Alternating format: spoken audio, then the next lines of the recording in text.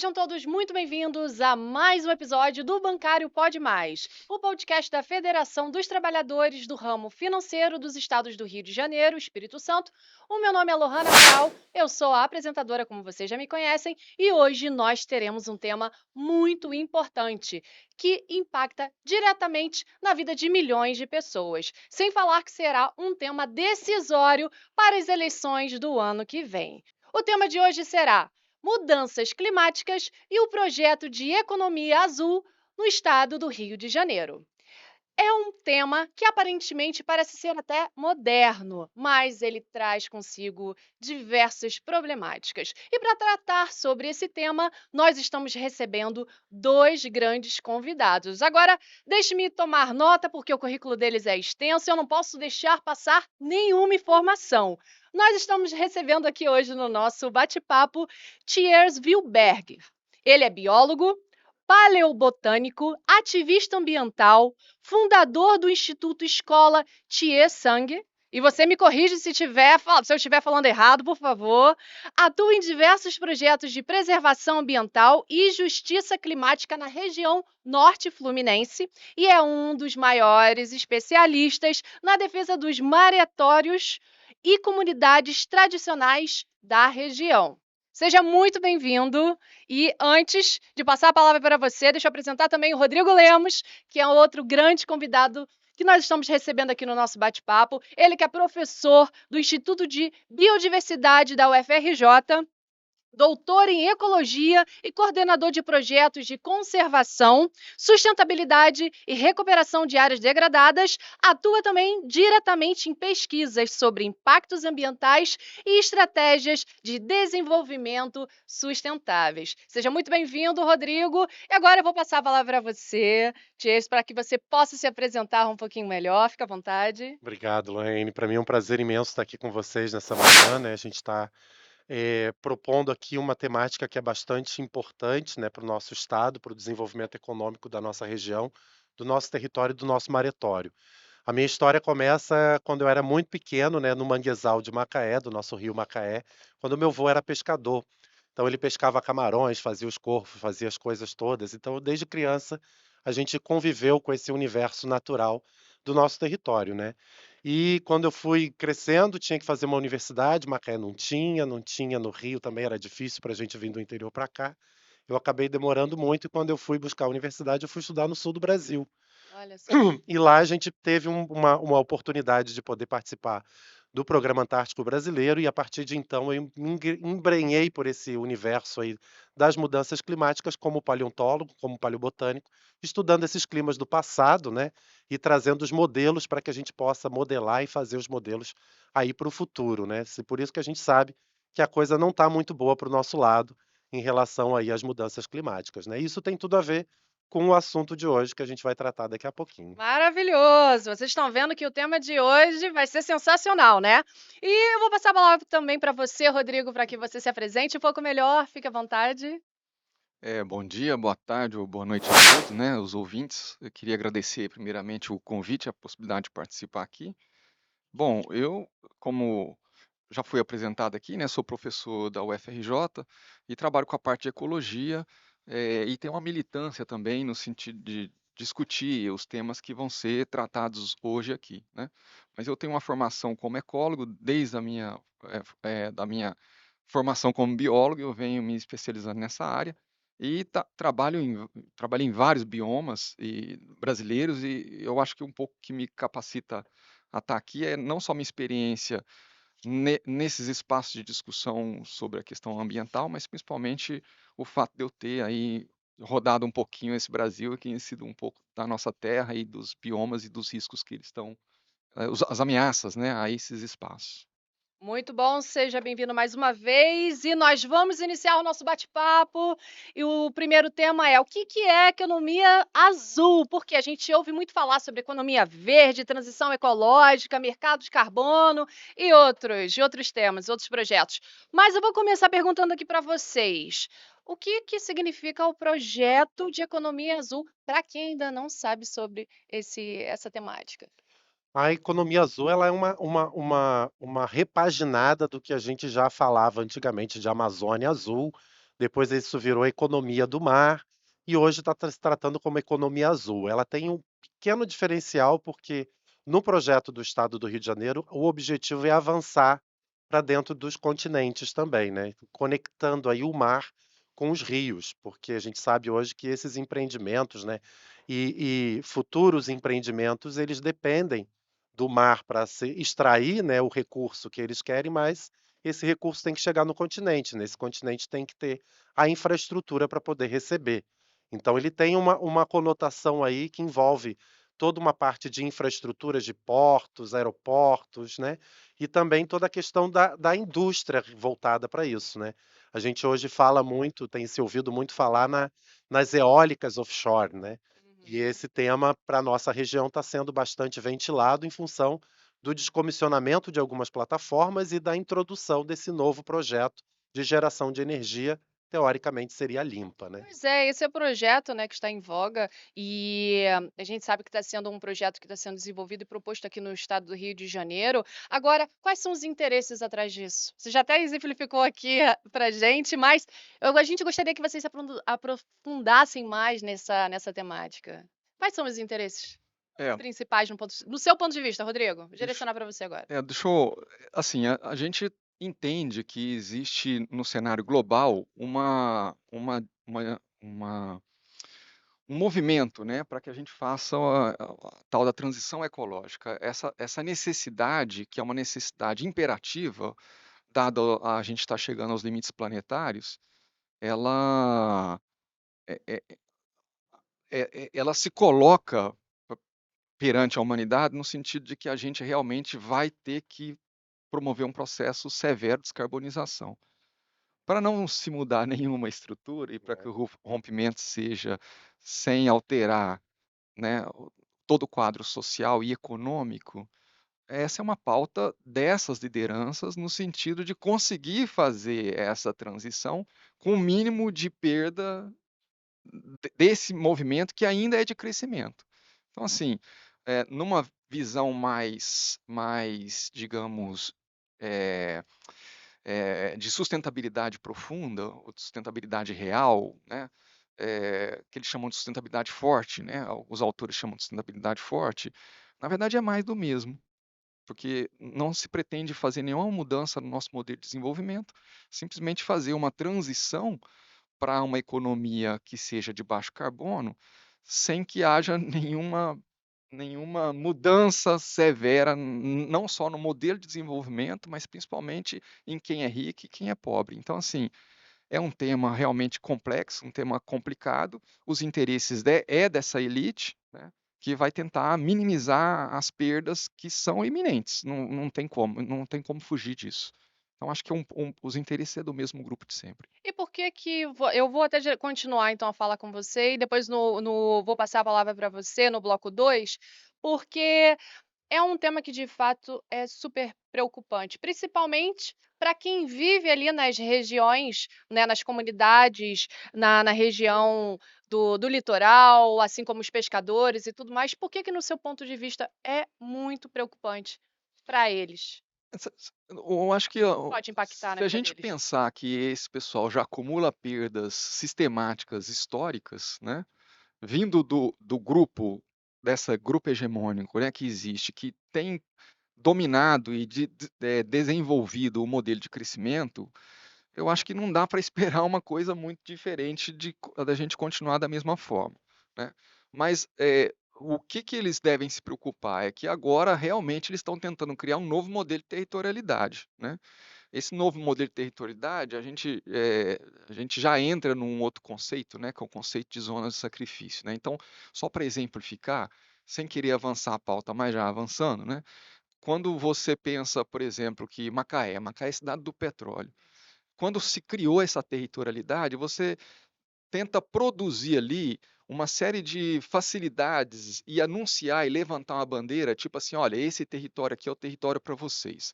Cria-se uma territorialidade voltada para ali ser um hub que vai facilitar o mercado offshore, as empresas do mercado offshore. E meio que você já fala: olha, se você vem para Macaé, Macaé é a cidade do petróleo, não é a cidade das pessoas. Se você vem, você já sabe o que você está fazendo. Então é meio que desenhar uma territorialidade e você acaba que desenha e delineia também uma zona de sacrifício, porque você está falando: "Olha, esse porção do território não é para a gente, aqui é o território do petróleo". Então quando você cada nova territorialidade que tenta ser criada no imaginário, capturando as subjetividades das pessoas, né, você acaba que você está levantando uma bandeira dizendo: "Olha, agora o movimento é esse". Então para quem vem acumulando perdas sistemáticas ao longo do tempo, que são os pescadores e quem vive do mar, né, está dizendo o quê? Que o Estado vai fazer uma nova investida nessa frente, criando uma nova territorialidade. Se eles vão ser incluídos ou não, historicamente não tem sido. Não tem por que ser diferente. E mais uma, de novo, eu estou voltando o foco e dizendo: olha, o mar agora é o nosso negócio. Então, para quem que vai sobrar o recurso? Não se Esse é o medo, né? E ele falou uma palavrinha aqui, sacrifício. E para o bloco 2, eu vou falar justamente sobre esse tema, que é a zona de sacrifício. Quem que paga essa conta? E a pergunta agora é para você. Me diz, o que que significa zona de sacrifício? Explica pra gente. Zona de sacrifício é um espaço no território que é destinado a sacrifício, a altas cargas poluidoras, né? Você não tem uma infraestrutura para atender a população, e sim para atender o negócio que foi implementado ali. Macaé, hoje, o Norte Fluminense, é uma zona de sacrifício já, conhecida desde a década de 80. Ninguém chegou para nós macaenses, e eu falo isso porque eu sou macaense, e perguntou lá na década de 70 se a gente queria ser um território de petróleo. Eles simplesmente decidiram que nós seríamos um território do petróleo. E nós tivemos que nos adaptar a esse novo território. Quer dizer, toda a nossa cultura, toda a nossa história foi suprimida pelo território do petróleo. Então, os pescadores, que meu avô, por exemplo, ele com 70 anos, ele pescava ainda.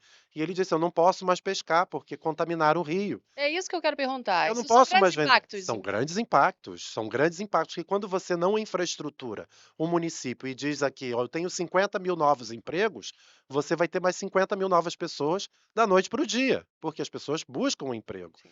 Mas aí você não cria um bairro adequado para essas pessoas viverem, você não cria uma infraestrutura de saúde, de educação para atender essas pessoas.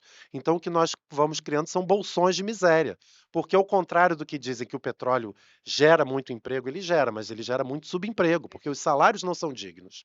Os salários dignos são das pessoas que são engenheiros, técnicos formados, porque a grande massa do trabalho offshore, do trabalho das indústrias de petróleo e gás, é mão de obra assalariada. E aí eles têm um plusinho ali, ganha 30% de insalubridade ou de periculosidade, nunca se paga os dois, né? Enfim. E essas pessoas têm que sobreviver com esse recurso numa capital do petróleo, onde o custo de vida é um dos mais altos do estado, ou seja, você fomenta a miséria e cria uma população inteira de reféns desse emprego do petróleo. Ou seja, se não for o petróleo, eu não tenho nada para fazer, eu vou passar fome, então eu fico com petróleo. Mesmo sabendo que ele é ruim, que ele te prejudica, mas você acaba aceitando por falta de opção. E aí a gente diz que o petróleo não é falta de opção, ele é um projeto. Ou seja, ele impacta, como você bem disse, diretamente na vida das pessoas, principalmente porque lá é um polo realmente petrolífero, mas existem pessoas, comunidades que vivem lá, precisam sobreviver e que vivem do artesanato, da pesca e outras atividades. Fora desse cenário, o que que acontece com essas Agricultura. pessoas que vivem da agricultura e outras A gente tem, por atividades? exemplo, o polo de agricultura grudado, que serve alimentação para merenda escolar, grudada no polo de gás. E Nossa. dentro do polo de gás você não pode comer uma fruta, porque está tudo contaminado. Mas do lado se produz alimento para merenda escolar. Então parece uma coisa esquizofrênica, que tem dois lados, onde um lado é protegido e o outro lado é a própria sorte. Então as pessoas que vivem, por exemplo, os pescadores, nós temos mais de 400 barcos de pesca hoje no município. Compõe aí uma frota de quase 1.500 trabalhadores do mar diretamente e quase 15 mil trabalhadores indiretos, que vivem aí de outros tipos de pescado, do coleta de marisco, de peixe mesmo, de camarão, de siri, né? Engana a pessoa que acha que o pescador é pescador e ele pesca só peixe, ou que pesca peixe pesca tudo. Cada tipo de pesca é uma pesca diferente. Então, o pescador de camarão, ele tem apetrechos de pesca de camarão, então ele só pesca camarão no barco dele. O pescador de pargo, ele vai pescar o pargo. Então, existem diferenças no sistema de pesca. E por conta dessa indústria de petróleo, se criou grandes zonas de exclusão de pesca. O nosso maretório era livre. Os nossos pescadores iam onde estava o peixe. E com o impacto, por exemplo, da sísmica, quando passa o navio de sísmica, os peixes vão todos embora. Então, eles são obrigados a ir cada vez mais longe buscar esse peixe. Isso tem um custo maior e muitas vezes eles acabam parando nessas zonas de exclusão de pesca, como foi o caso semana passada. Mais de 37 pescadores e barcos em São João da Barra foram apreendidos, né, porque estavam pescando próximos à plataforma, numa área que é proibido pescar. Agora, ninguém disse para nós, quando o petróleo ia chegar ali, que aquilo ali seria proibido pescar. Mas, Sheila, existe algum tipo de consulta pública em que está sendo proposta ou feita justamente para propor potenciais mudanças? Então, todo licenciamento ambiental, ele pressupõe, especialmente de grandes empreendimentos, de uma audiência pública. Só o que acontece é que as audiências públicas não são executadas não é o primeiro rito do licenciamento, ele é o último. E como último rito, né, é só uma questão de rito mesmo, porque a voz das pessoas que vão até a audiência pública e reivindicam os seus direitos não tem sido levada em consideração por governo nenhum. E nem o estadual, nem o federal, em nenhum momento se coloca a condição do ser humano, né, e das reivindicações das comunidades tradicionais, dos pescadores e quilombolas da nossa região, são colocadas em pauta. Pra você ter uma ideia, no Mangue de Pedra, em Búzios, no derrame de 2019, que é a nossa costa, apesar tem o derrame gigante do Nordeste, mas nós tivemos um pequeno derrame em 2019 no estado do Rio de Janeiro que foi abafado. E esse derrame poluiu Búzios, Cabo Frio e Arraial do Cabo. Nós temos uma comunidade quilombola de mulheres marisqueiras que vivem na Praia da Rasa, ali entre o promontório do Pai Vitório e o Mangue de Pedra, em Búzios, que é um mangue único do estado do Rio de Janeiro. E esse meu local foi coberto de petróleo no derrame de 2019. E até hoje o petróleo está lá. E essas marisqueiras nunca foram indenizadas, elas nunca puderam parar de colher o marisco, porque elas vivem disso. Sim, Elas comem, se alimentam e vendem esse produto que provavelmente está contaminado, totalmente. porque o petróleo continua lá. Claro. Então, isso não houve, até o momento, nenhuma reparação a essas pessoas, essas mulheres, né, especialmente, porque são pretas, são pobres. Então, quem paga a conta? A sua pergunta. É a população. É a população, porque o empresário não paga a conta. Até pagou, o Ministério Público multou a Petrobras em 37 milhões, mas esses milhões nunca chegaram na mesa da trabalhadora da marisqueira, nunca chegou na mesa do pescador. Uau. Bom, nós vamos então para o bloco 3 falar sobre as conexões com o mundo do trabalho. E, Rodrigo, agora a gente vai trazer algumas questões ambientais, né, que estão bem distantes da vida da maioria dos trabalhadores, né, modo geral, principalmente os urbanos. E eu gostaria muito que você trouxesse para a gente quais são as relações entre esses modelos de economia azul e a precarização do trabalho. Então, acho que tem alguns pontos aqui que já foram meio que abordados, assim, Sim, en passant, né? Então, assim, nós temos um Estado, então, que se especializou em ser a porta de entrada e construiu todo um arcabouço legal e capturou o imaginário e a subjetividade das pessoas, criando um suposto, criando um hub de petróleo, mais do que isso, né? Definindo o Estado como essa área de sacrifício, né? Igual, por exemplo, Volta Redonda, né? Que as pessoas já sabem que vão para lá. Você veio para cá por quê? Você sabia que era assim, né? Então é mais ou menos isso, essa questão das zonas de sacrifício. Só que agora você tem. Então, a gente repagina isso de novo com o olho nos oceanos e a gente está esquecendo que a gente tem uma economia n- n- em terra firme que a gente poderia, e por que não, investir também numa economia verde, só que, mais uma vez, o foco são os oceanos, né? E essa territorialidade vai desenhar como vai ser as formas de investimento nos próximos anos. E é sempre uma forma de investimento apostando em novas tecnologias que vão tentar salvar. Eu digo que a gente tem duas saídas para a Terra: ou a gente descarboniza rápido, né? E consegue, e antes disso, né, ou a gente descarboniza rápido e volta a ter um modo de vida mais próximo à natureza, tá? Mas para descarbonizar, eu preciso de aumentar a minha produção energética, Essa é geralmente a via dos engenheiros, descarbonizar rápido e aumentar a produção energética, sem mudar em nada nosso consumo, que eu acho que é uma falácia. A gente não consegue fazer esses 2 movimentos tão rápido. A gente teria que investir nas 2 coisas. Só que essa coisa de mudar o nosso padrão de consumo e ter um modelo de desenvolvimento mais próximo à natureza, ela não só não é dita, como ela é criminalizada. As pessoas que não estão dentro da economia de mercado, elas não encontram valor dentro dessa economia, tá? Então, isso afeta diretamente justamente essas pessoas que vivem mais próximo à natureza, os pescadores artesanais, comunidades quilombolas, povos de terreiro. E, na verdade, isso se presta a um movimento que continua acontecendo, que é favorecer as pessoas que acumulam cada vez mais fortunas. Nós temos hoje o mundo já em breve vai ter o seu primeiro trilionário. Isso faz, então, é mais do mesmo movimento. E a precarização do trabalho passa diretamente por essa agenda, porque nós temos um contingente populacional crescendo e os trilionários aparecendo, então eu estou tendo cada vez mais uma massa cada vez mais pobre. E a distância, por exemplo, entre quem chama hoje de classe rica, né? Por exemplo, um cara de classe B1 ou classe B2, né? Ele recebe ali por volta de 12 mil, 14 mil reais. Ele está muito mais próximo do cara que recebe um salário mínimo do que de 1% que é extremamente rico, que recebe por volta de 100, 150 mil reais por mês. Quer dizer, eu tenho a desigualdade somente se pronunciando. Mais desse modelo só vai gerar mais desigualdade e mais precarização do trabalho. É óbvio, a agenda não de desenvolvimento não mudou. É mais do mesmo, é uma reedição, como muito bem disse o Thiers. Mas, Rodrigo, como que, no seu ponto de vista, esses trabalhadores que atuam tanto no campo como também na cidade, eles podem se unir para justamente para buscar uma defesa, um modelo que respeite justamente o meio ambiente e a vida desses trabalhadores? Como que eles podem se defender?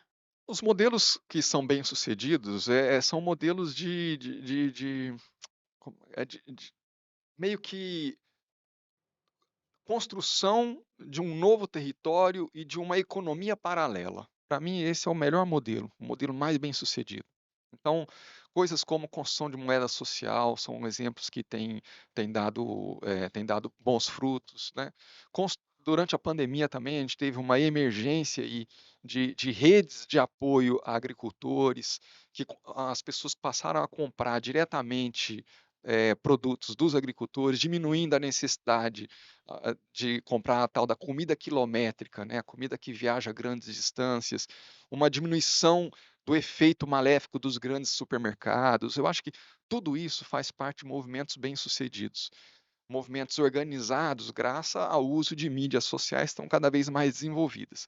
Então, eu acho que o grande movimento é realmente que essas pessoas se encontrem e produzam aí organizações paralelas para produzir mercados paralelos à grande economia de mercado.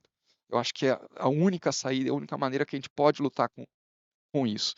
E aí passa pela organização de pessoas em sindicatos, em cooperativas, em grupos Uhum. do que for, né, Tiers, do que for. Eu acho que essa é uma saída que pode gerar um movimento, mas lembrando que o- a- esses movimentos, isso é muito importante falar, ele não vai guardar em si a cultura da acumulação capitalista clássica. Então, assim, não vou me tornar milionário, não vou. Mas nós estamos começando a discutir, e isso é muito importante, eu acho que as mídias sociais têm dado uma visibilidade para isso, da diferença entre ser rico e ter qualidade de vida.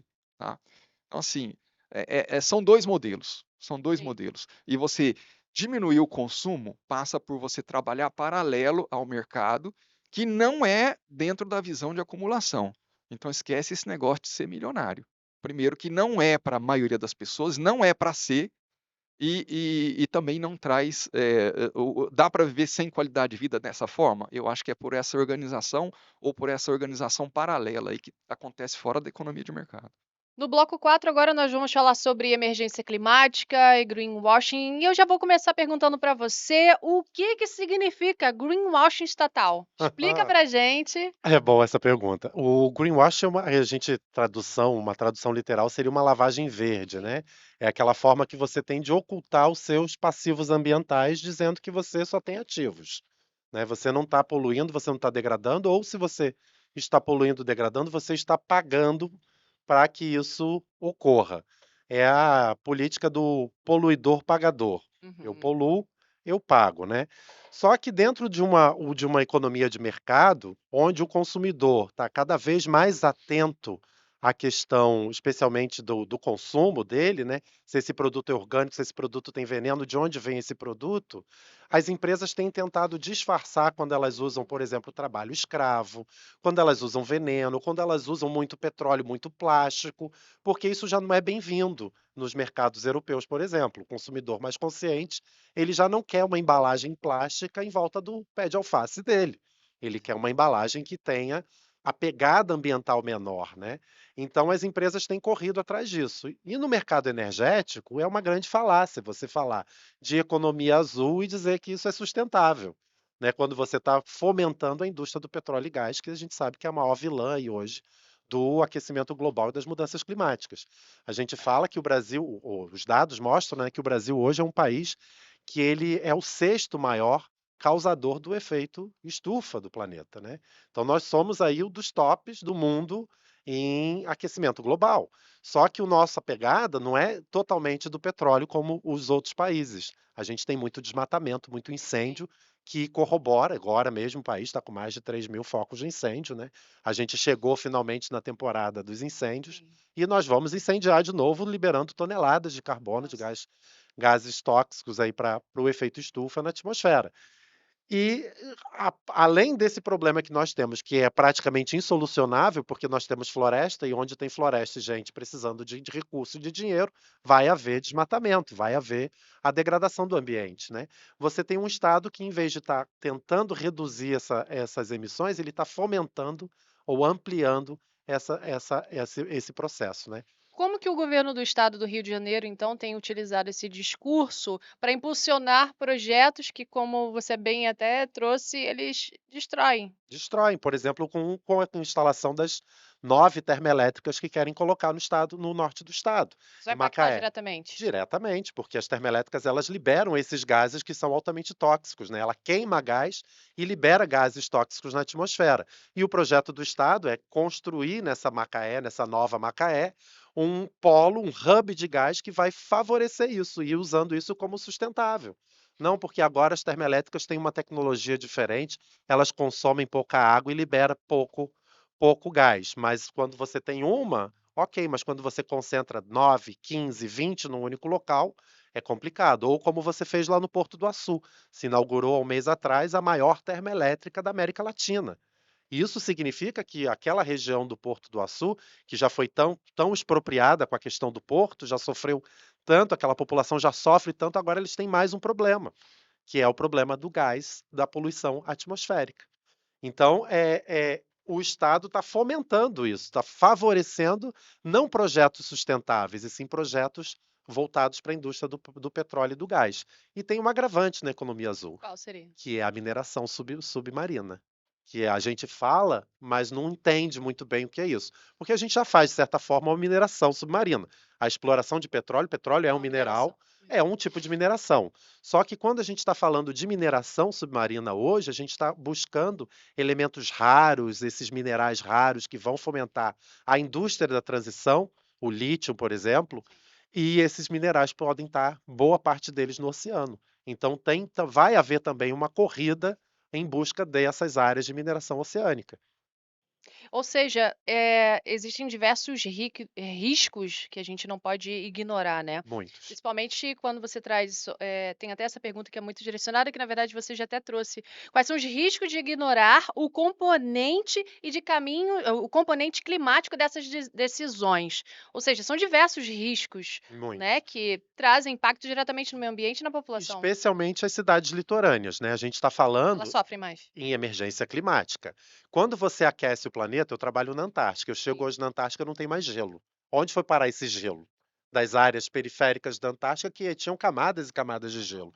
Esse gelo derreteu. Ele derrete, vai para onde? Vai para o mar.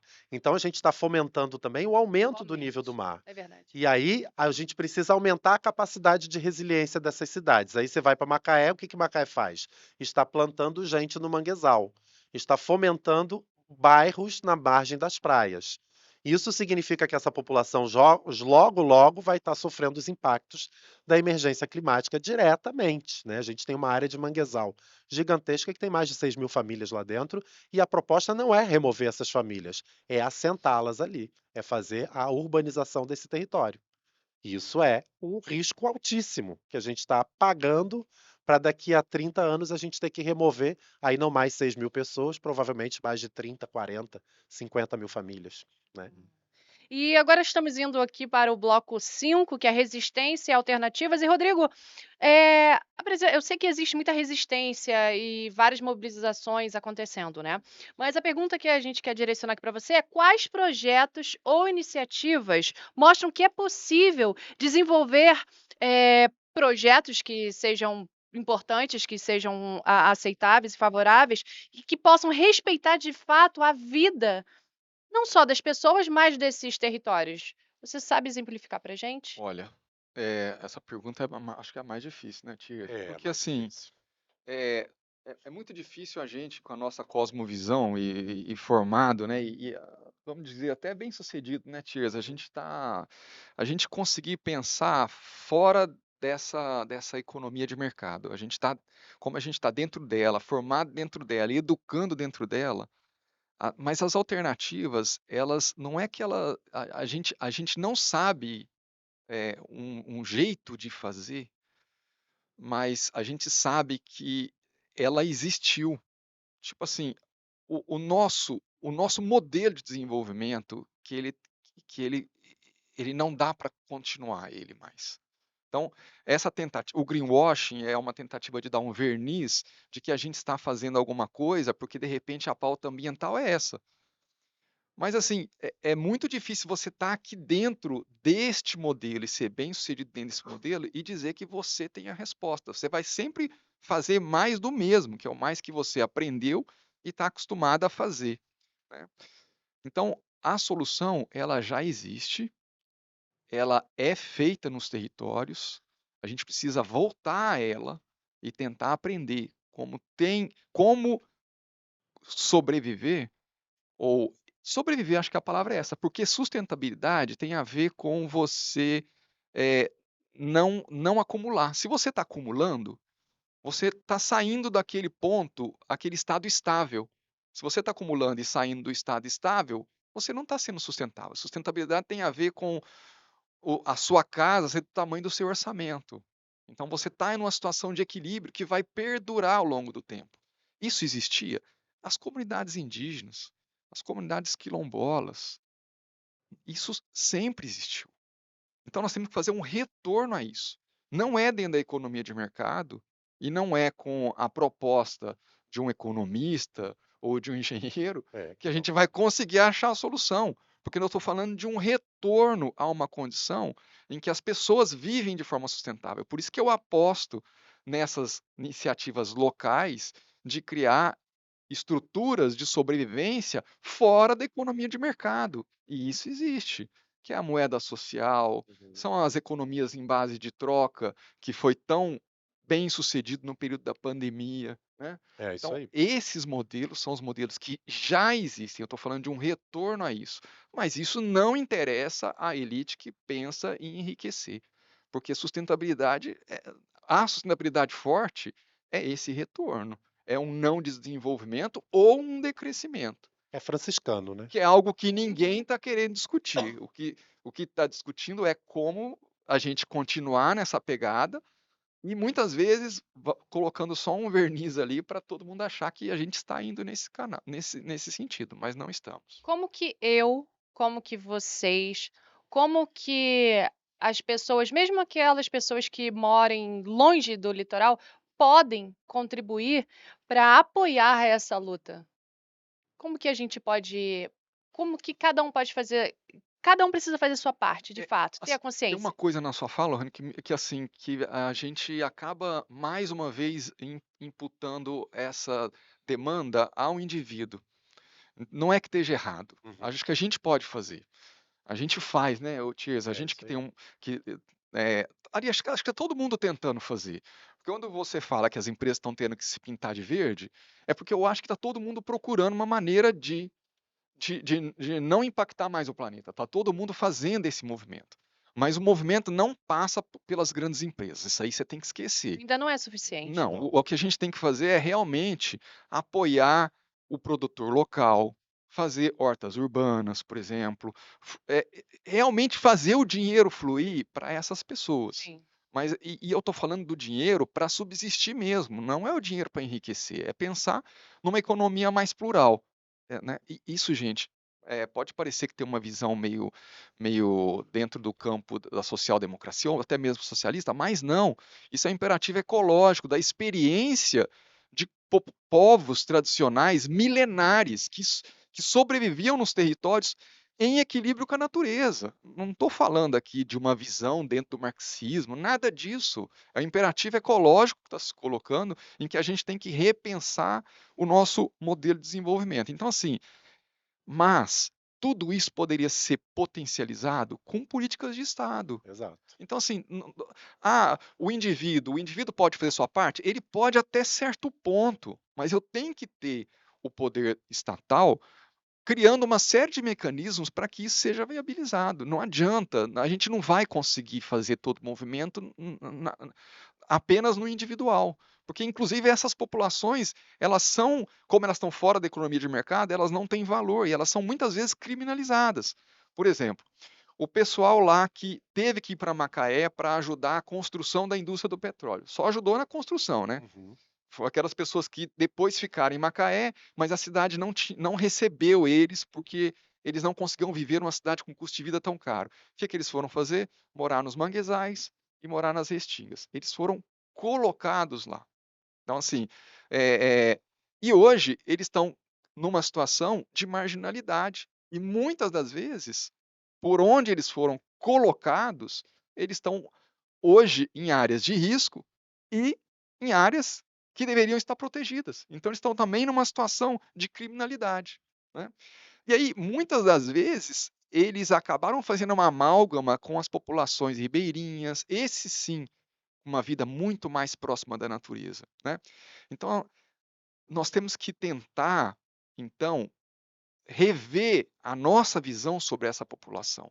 Começar o governo precisa investir na valorização desse tipo de vida e desse modo de existência, tirando a princípio, tirando eles da situação de criminalidade que eles estão, né. Exato. Então, assim, é tão difícil que realmente não passa por iniciativa individual, passa por toda a mobilização do Estado, um arranjo inclusive multi-institucional, Coletivo.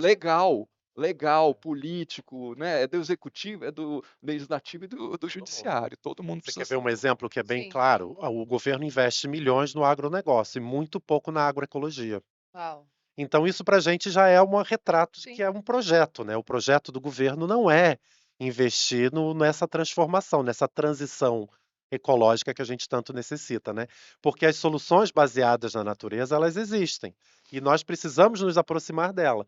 E o que a gente sempre está buscando é a solução do engenheiro, que é mais do mesmo. Ele só vai repaginar, criar mais algum artifício para poder a gente continuar aí achando que está tudo bem. Uhum, Mas a gente sabe que não está nada bem, que a é, tendência de agora por diante são catástrofes sobre catástrofes. Tendência é piorar. É piorar.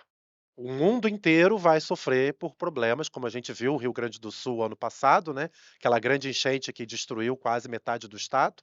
A gente está aqui sujeito a isso. A gente viveu isso em 2011, onde 918 pessoas morreram em Nova Friburgo. Mas as pessoas já se esqueceram das nossas As pessoas se mudanças esquecem climáticas. rápido. é. Rápido, porque não foi o parente Pois deles que é, morreu. pois é. Então, e dos políticos menos ainda, porque eles nem moram aqui, né? A maioria deles está fora do Brasil, estão vivendo por aí, né? Em bons lugares, né? Enquanto a população é que está sofrendo em cima do Em manguezal. remotos. E outros efeitos climáticos, O então terremoto nem tanto, mas ao aumento do nível do mar, grandes enchentes, enxurradas e chuvas muito fortes são a previsão. Furacões também, o nosso mar está pois aquecendo. é. Nós estamos na mesma rota de furacões do hemisfério norte, do Atlântico Norte. A nossa diferença que nos salva, e nós não temos Placas muitos furacões, tectônicas. não, é a água gelada da Antártica. Uau! Por isso que o nosso mar é tão frio. Mas se a gente aquece esse Aí oceano, acabou. a gente alimenta uma supercélula e o furacão vem. Nós tivemos o exemplo no ano 2000, o Catarina, o furacão Catarina, que Sim. destruiu Santa Catarina, o sul de Santa Catarina e o norte do Rio Grande do Sul. Mas ninguém lembra do Catarina. E todo mundo, não, o Brasil não tem furacão. Nós temos sim, e nós temos grandes possibilidades. Aquele ano foi uma célula atípica que aqueceu mais aquele oceano no momento que estava passando essa frente fria vindo da Antártica e formou aquele furacão.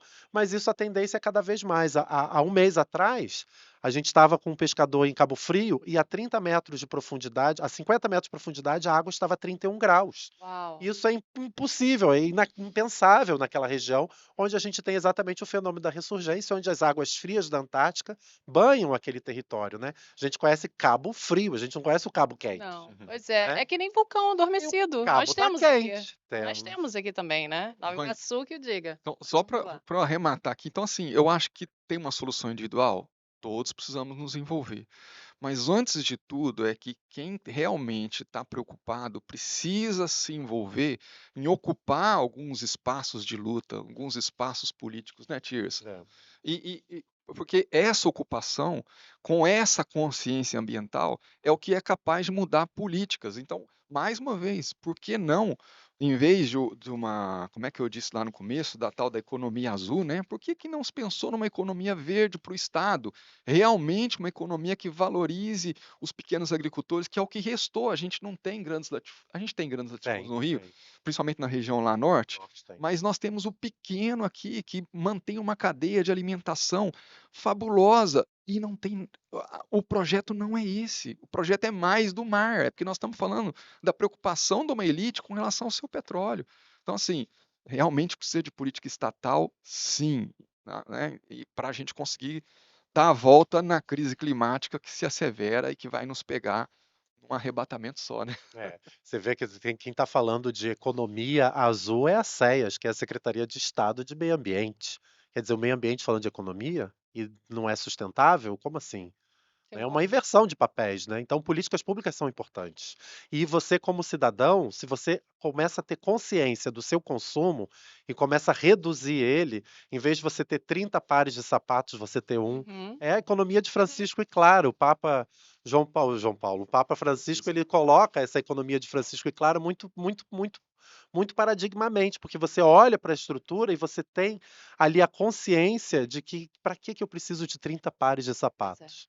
Mas o comércio, o mercado exige isso, porque senão ele não se sustenta. Se você faz um bom sapato, um bom tênis e você tem ele por 5 anos, a indústria fale.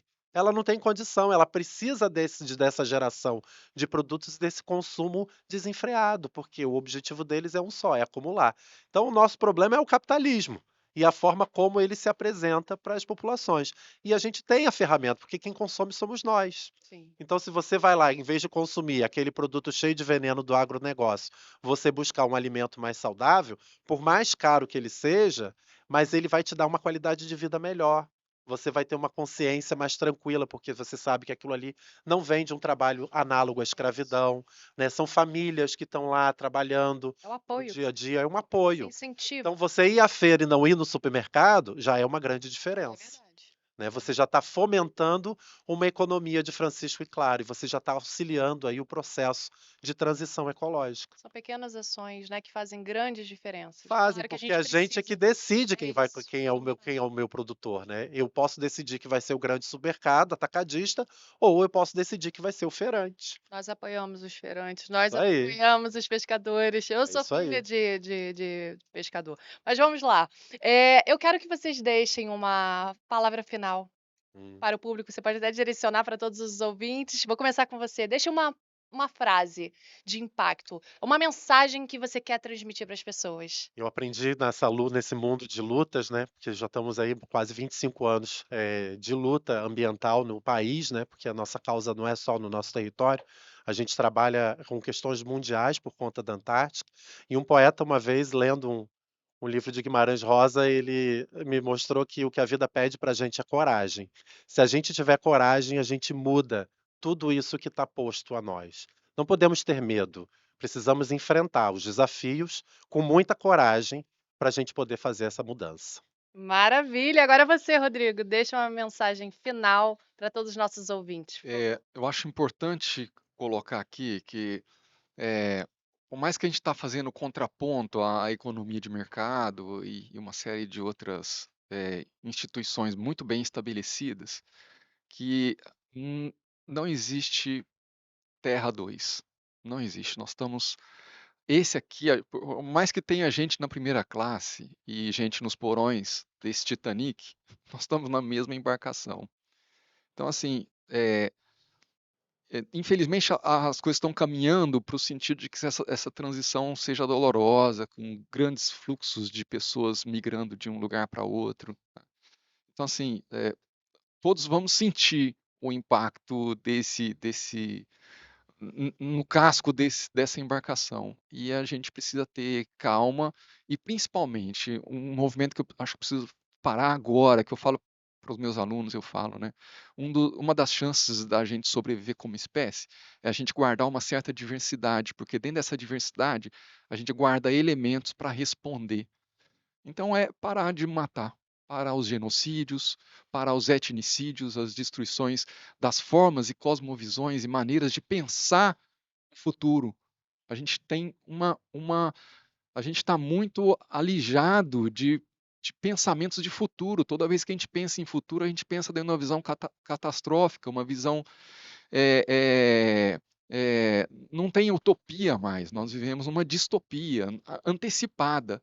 Essa ausência de futuro causa um sentimento de emergência que nos faz cada vez ser mais egoísta. Então acreditem, existe alternativas de futuro.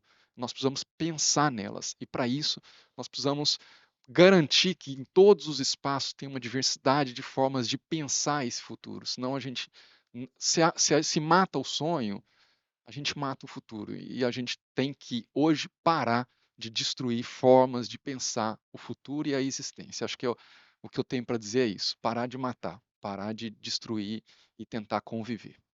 Gostaria muitíssimo de agradecer a presença de vocês. De fato, foi imensamente enriquecedor o nosso bate-papo como um todo. Vocês contribuíram e muito. Gostaria muito de prolongar aqui mais o nosso bate-papo, mas foi maravilhoso. Vocês contribuíram. Quero agradecer também a presença de todos vocês, ouvintes, que estão aqui nos acompanhando. Agradecer também a FETRAF-RJTS, né, que é a Federação dos Trabalhadores do Ramo Financeiro dos Estados do Rio de Janeiro e Espírito Santo.